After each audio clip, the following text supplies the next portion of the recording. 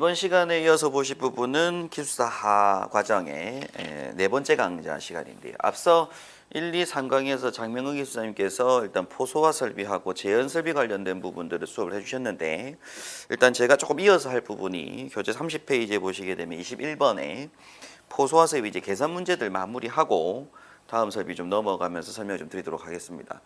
우리가 이제 포소화 설비라고 하게 되면 앞서 우리가 1번부터 20번까지 봤던 내용들이 이제 포에서 이제 시험에 나올 수 있는 문제들로 구성이 된 거고요.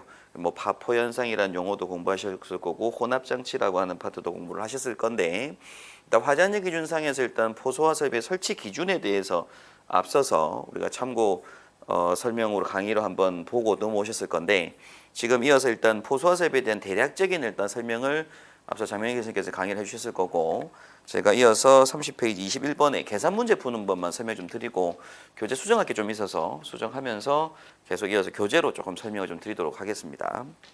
21번에 보면 예상 문제로 다음과 같이 휘발유 탱크 한 기와 경유 탱크 한 기를 하나의 방위제에 설치하는 5개 탱크 저장소에 대하여 다음 강물음에 답하시오라고 해서 95의 기출 문제였었고요. 일단 그림이 일단 주어진 상태에서 탱크 높이가 현재 총 15m 높이로 조건 준 상태고, 이어서 이제 나머지 것들 쭉 나오게 되죠. 이게 지금 0.3m, 탱크 높이가 지금 12.3m로 주어졌네요. 0.3m. 이게 0.3m입니다. 300이. 그다음에 이어서 이제 휘발유 탱크가 탱크 폭이 15m, 즉 지름이 15m, 경유 탱크가 지름이 10m가 됐고요. 조건에 잠깐 보시면 그 탱크 용량 및 형태를 놓고 볼 때 휘발유 탱크가 2000m 삼성이고 플로팅 루프 탱크가 플로팅 루프 탱크입니다. 그리고 경유 탱크가 900m 삼성이고 콘루프 탱크에 2형 방출구를 설치하고 있고요. 그리고 약재 종류는 수성목표 3%는 썼고 보조포 소저는 주변에 3개가 설치되어 있다고 하고 있고, 이 방위제의 바닥 면적, 이 방위제로 만들어지는 그 바닥 면적이 1400제곱미터다라고 하고 있습니다. 그리고 일단 경유는 2형, 그리고 이제 필요한 수용량하고 방출량을 다 조건에 줬어요. 그죠? 120리터 per 미터 제곱과 4리터 per 미터 제곱 민이라고 해서 뭐 Q1, Q2 값들을 조건에 다 줬습니다. 그리고 밑에 가로 열고 포원액량 계산에는 송액관 부피는 고려하지 않으며 원래 원칙에서는 송액관 보정량도 필요한데 무시하고 방위제 용적 계산에는 칸막이 두기라든지 나머지 들어와 있는 배관 최적 등은 무시한다라고 하고 있죠. 자, 1번 문제가 포원액 저장 탱크의 용량을 계산하시오라고 하는데, 우리가 이제 필요한 포 탱크의 용량이라고 할 때는 이제 약재량을 구하는 문제입니다. 약재량을 구할 때에는 두 탱크, 현재 지금 설치된 게 탱크가 2기가 있을 때에는 이 2기 탱크에 각각에 필요한 고정포 방출구죠. 그죠? 고정포 방출구의 약재량 중에서 최대량 하고요. 그 다음 주변에 설치되어 있는 보조포 소화전의 약재량, 그 다음 원래 이제 추가돼야 될 부분이 송액관 보정량, 이렇게 3가지가 필요합니다. 그래서 이제 풀이 순서를 놓고 보실 때, 첫 번째로는 그러니까 포원액 저장 탱크의 용량을 구하기 위해서는 일단 먼저 고정 방출구 2가지가 나오죠. 그죠? 그래서 고정 방출구인데 경유 탱크에서의 고정 방출구하고 고정 방출구인데 휘발유 탱크에서의 약재량 구하는 공식이 필요합니다. 자, 지금 경유 탱크는 2형 방출구다 보니까 액면적 A 곱하기 Q 곱하기 시간 T 곱하기 농도 S라고 해서 AQTS라는 공식으로 이제 약재량을 구하게 되는데요. 이 자리에 약재 농도 3%, 0.03이 들어가게 되면 약재량이고 0.97 들어가면 물의 양이 되게 됩니다. 자, 근데 이 공식을 따로 어떻게 보기도 하냐면 그냥 A 곱하기 Q 곱하기 S 하기도 하죠. 이때 Q는 단위가 리터 퍼 미터 제곱의 값이 들어가는 거고요. 앞서 120이나 240 수치가 들어가게 되고, 요 Q 자리에는 단위가 리터 퍼 미터 제곱 미인 값이 들어갑니다. 그래갖고 요 시간 T 자리에 방사 시간 분이 들어가죠. 그죠? 요 두 개를 곱한 값이 어차피 요 값이다 라고 하게 됩니다. 근데 일단 지금 조건에서는 뭐 4라고 하는 수치하고 120 수치를 조건 줬는데, 뭐 지금 풀이 과정에서는 4분의 파이에 10의 제곱. 그래서 이제 지금 경유 탱크가 2형 방출구다 보니까 액면 전체가 화재면에 휩싸여 있겠죠. 그죠? 그래서 4분의 파이 D 제곱에다가 곱하기 4리터 per 미터 제곱 민 곱하기 30분 조건 다 줬었습니다. 뒤에 곱하기 0.03 해서 3% 약질량 283리터로 구했고요. 그 다음에 여기서 이제 두 번째로 휘발유 탱크 같은 경우에 방출구 종류가 특형 방출구다 보니까 우리가 이제 위에서 놓고 봤을 때 이러한 뚜껑이 설치가 되잖아요. 그죠? 그래서 화재면의 액면 면적은 주변의 환상 부분이 화재면 면적이 됩니다. 그럼 그때 전체 지름 라지 D 값하고 안에 내부에 스몰 d가 필요한데요.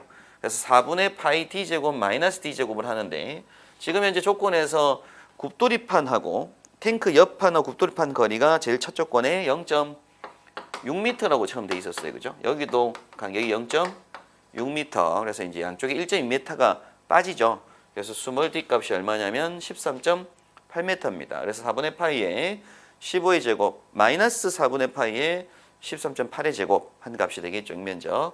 거기 곱하기 8 리터 퍼 미터 제곱 민 해주고 뒤에 곱하기 시간 30분 해주고요.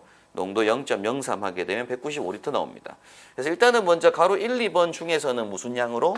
최대량으로 한번 선정을 해야 되잖아요. 그죠?